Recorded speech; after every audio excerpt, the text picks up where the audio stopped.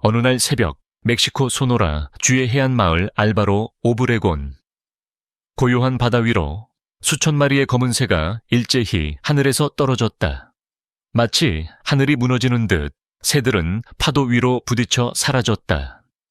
몇 초 동안 이어진 이 장면은 감시 카메라에 고스란히 담겼고 곧 전 세계를 충격에 빠뜨렸다.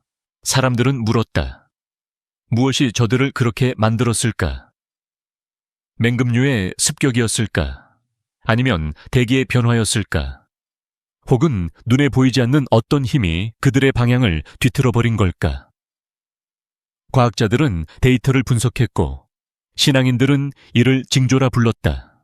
하지만 누구도 확신하지 못했다. 단지 한 가지 분명한 것은 그날 아침 하늘은 우리에게 말을 걸었다는 것이다. 2022년 2월 11일 아침, 멕시코 북서부 소노라주의 작은 해안 마을 알바로 오브레곤. 태양이 막 수평선 위로 떠오르며 바다를 금빛으로 물들이던 그때 마을의 공기는 여느 때처럼 평온했다. 어부들은 그물 준비를 하고 아이들은 학교 갈 채비를 하던 평범한 오전이었다. 그런데 단 1분도 되지 않는 짧은 순간 모든 것이 바뀌었다.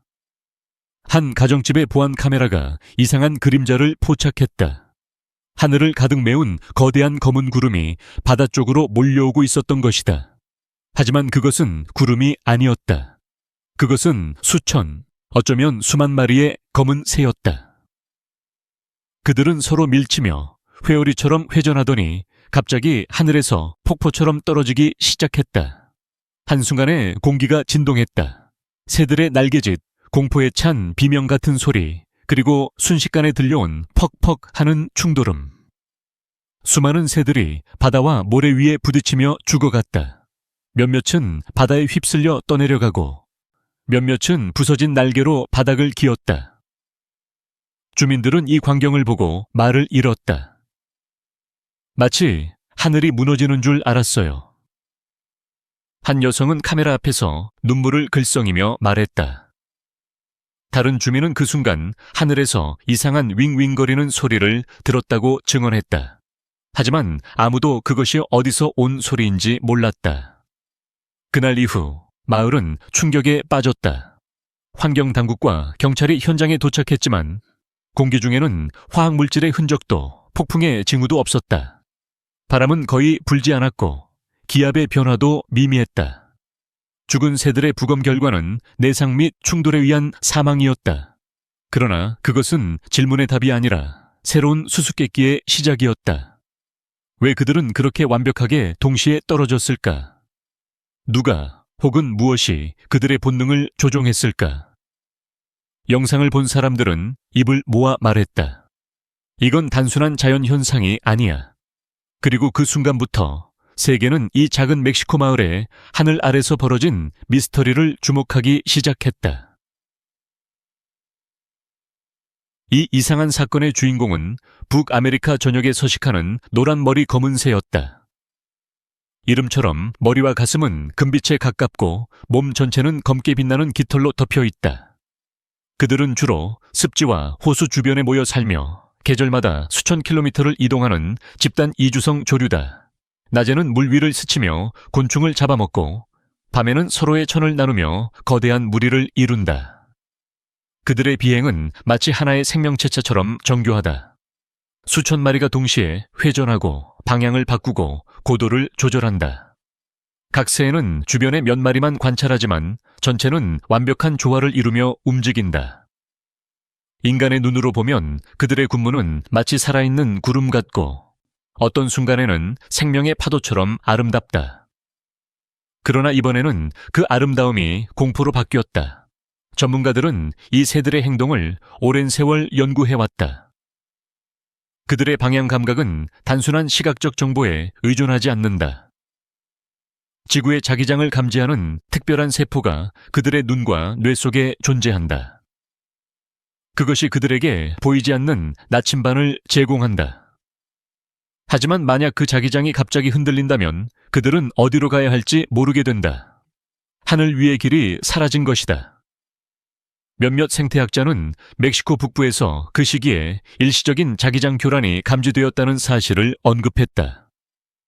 인근 지역에서는 위성 신호의 이상도 보고되었다. 작은 변화였지만 새들의 민감한 감각에는 치명적일 수 있었다. 그것은 마치 나침반이 북쪽을 잃어버린 것과 같았다. 그리고 그 혼란은 단 몇 초 만에 수천 마리의 새들을 죽음으로 몰아넣었다. 하지만 어떤 과학자들은 여전히 의문을 품었다. 자기장의 변화만으로 이렇게 완벽한 동시 낙하가 가능할까? 새들은 대체 왜 한 방향으로 같은 순간에 같은 속도로 떨어졌을까? 혹시 그들만이 감지할 수 있는 또 다른 힘이 작용한 것은 아닐까? 하늘은 대답하지 않았다. 다만 바다는 모든 것을 삼켜버렸다. 사건이 알려진 직후 멕시코의 야생생물 연구소와 조류학자들이 현장으로 모였다.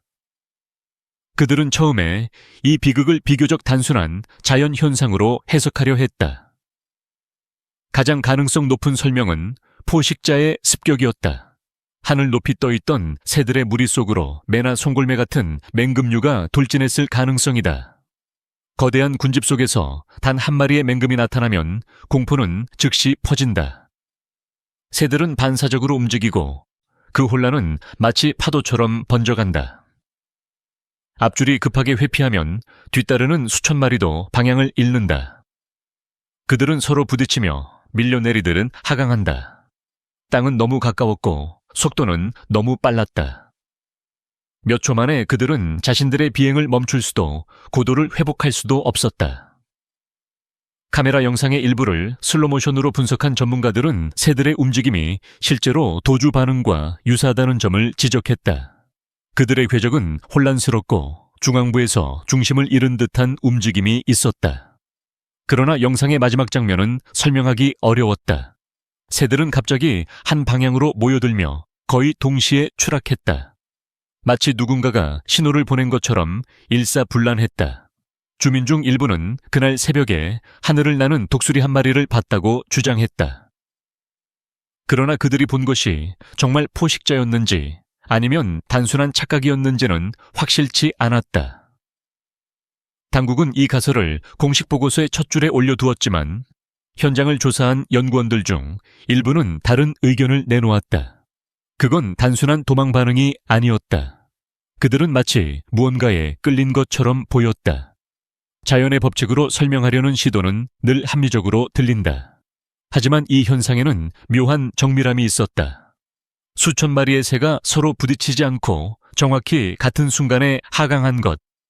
그것은 단순한 공포나 반사신경으로는 설명할 수 없는 집단적 움직임이었다. 그것은 마치 눈에 보이지 않는 어떤 신호가 그들의 머릿속에 동시에 울린 것처럼 느껴졌다. 그 다음으로 제시된 것은 대기 현상에 대한 가설이었다.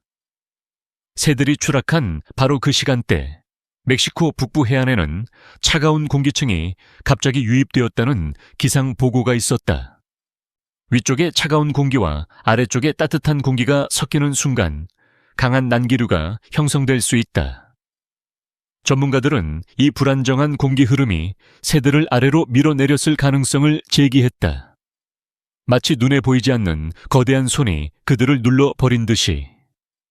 공기 역학적으로 볼 때 수천 마리의 새가 좁은 공간에 몰려 있을 경우 작은 기압의 차이만으로도 전체 무리가 방향을 잃을 수 있다.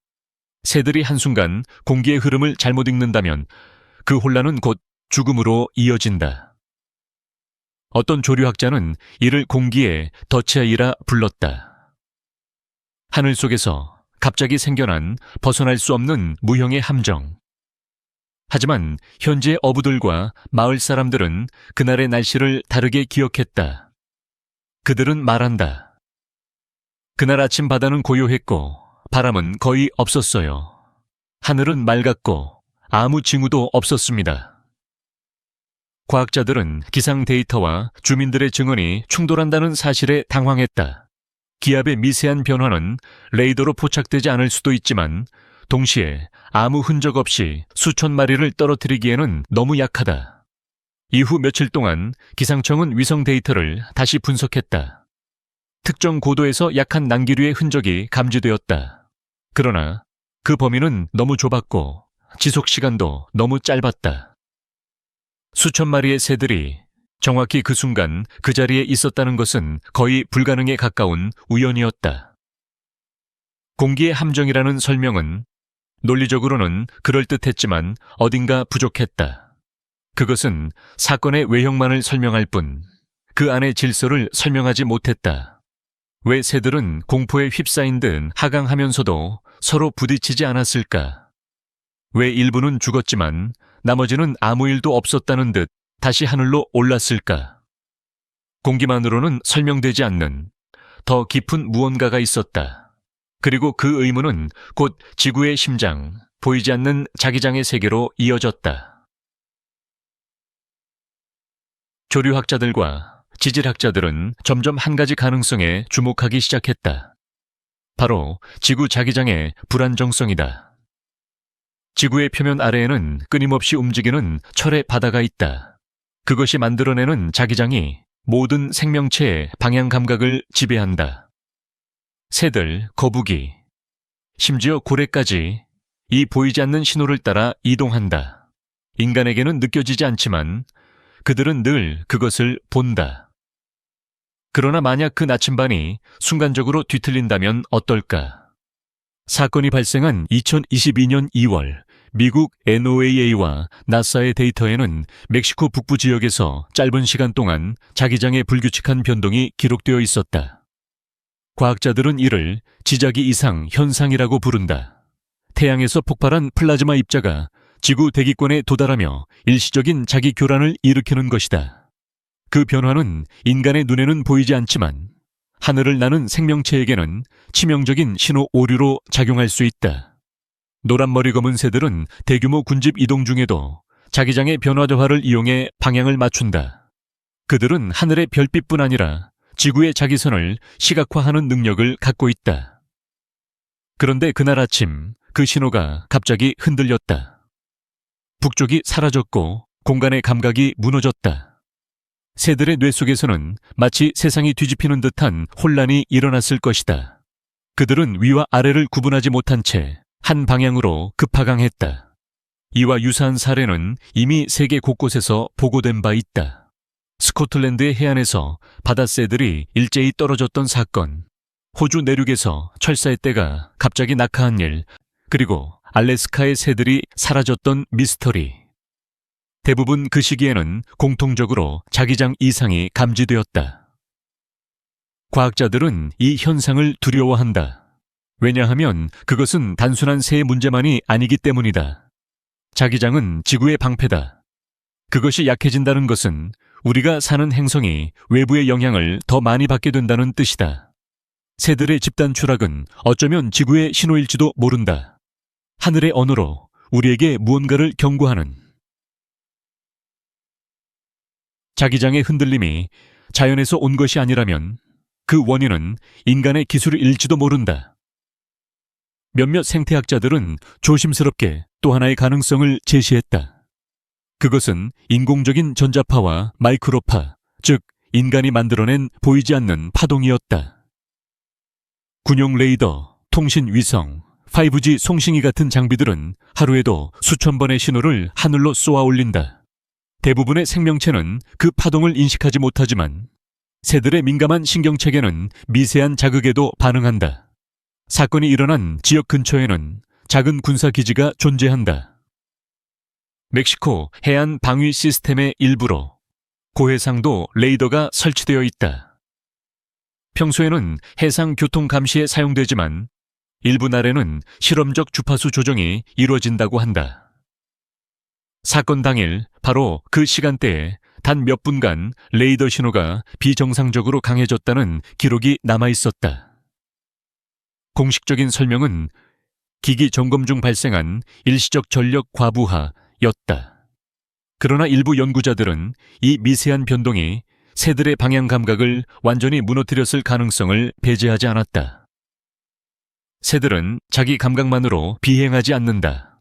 그들은 초저주파와 초음파에 반응하며 서로 의사소통한다. 만약 외부에서 강한 전자파가 들어왔다면 그들의 신호는 왜곡되고 무리는 순식간에 혼란에 빠질 것이다. 그날 새들의 움직임이 그렇게 일사불란하게 하강한 이유, 그것은 명령이 아니라 혼선이었다. 서로 다른 신호가 겹쳐지며 방향을 잃은 새들은 땅으로 떨어질 수밖에 없었다.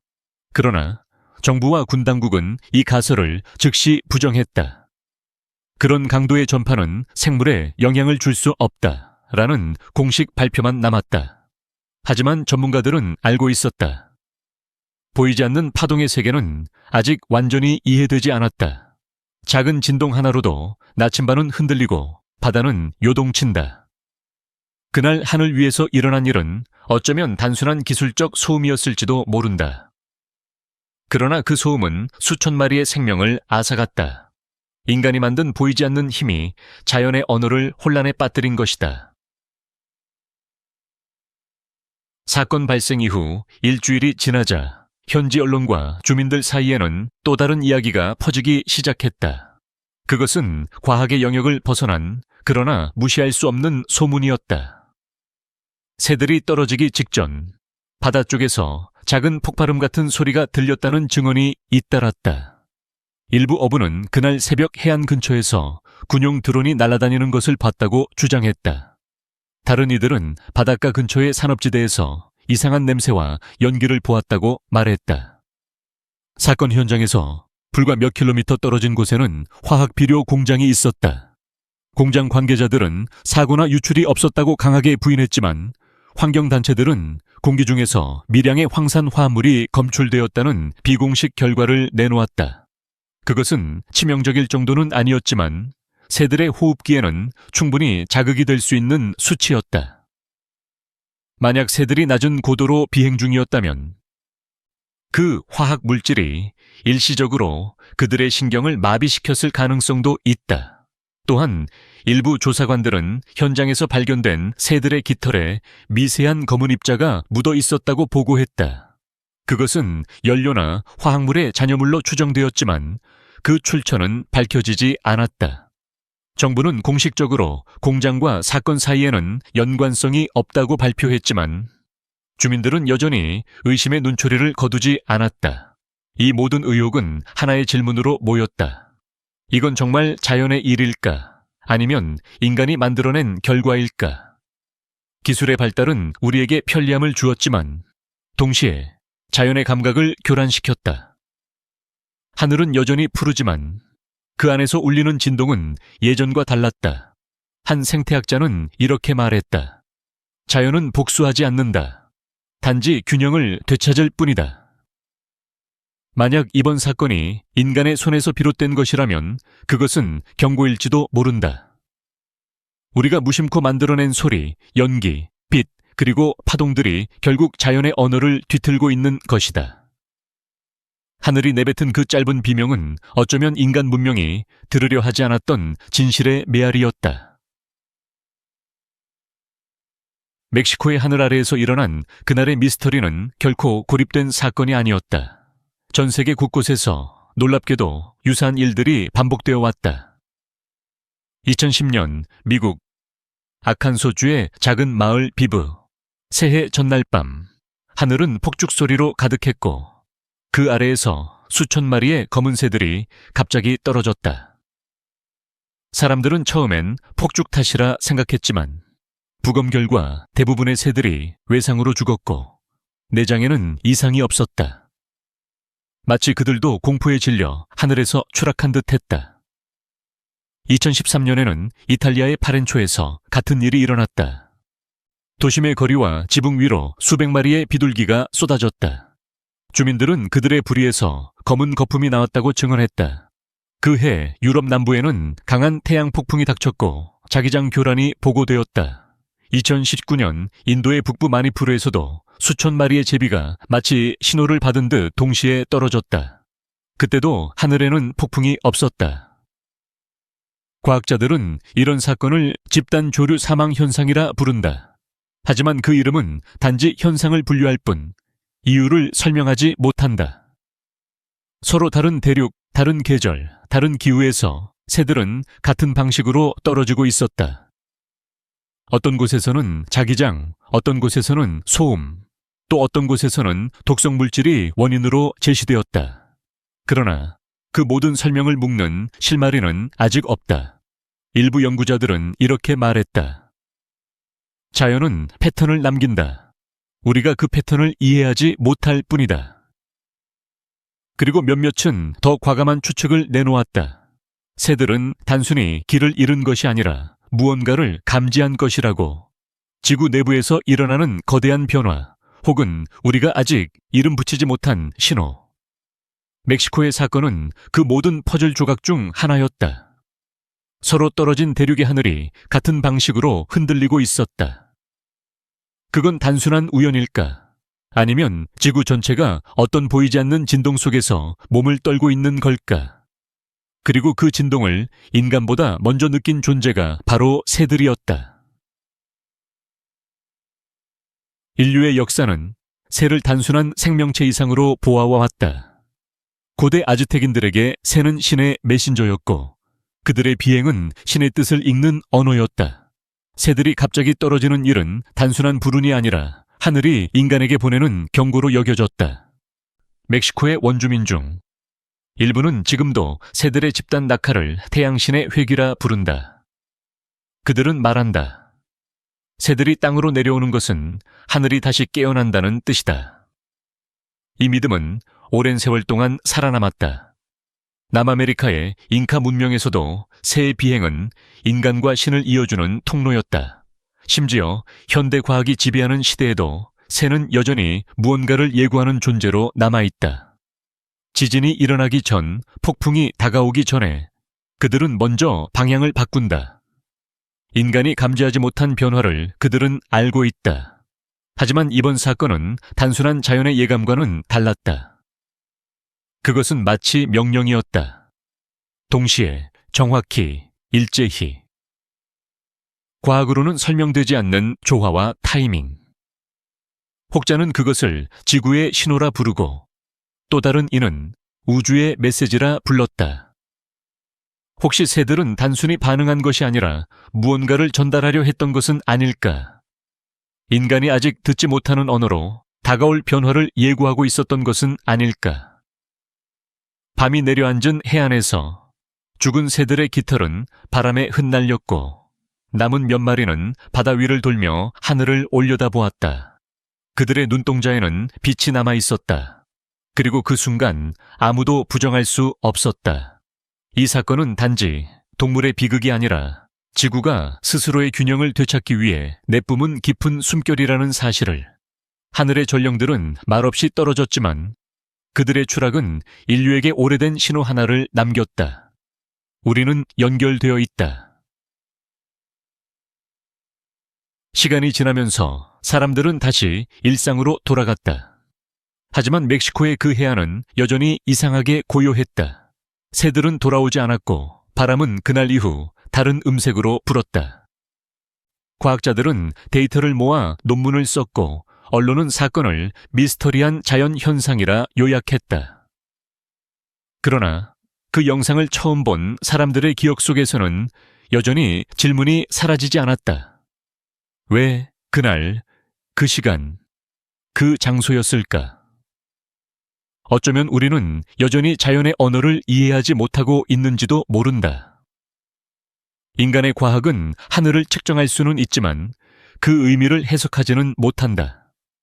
지구는 말을 하지 않는다. 대신 그것은 바람으로, 파도로, 그리고 때때로 새들의 비행으로 자신의 상태를 전한다. 이번 사건은 그 언어가 얼마나 섬세하고 또 얼마나 쉽게 왜곡될 수 있는지를 보여주었다.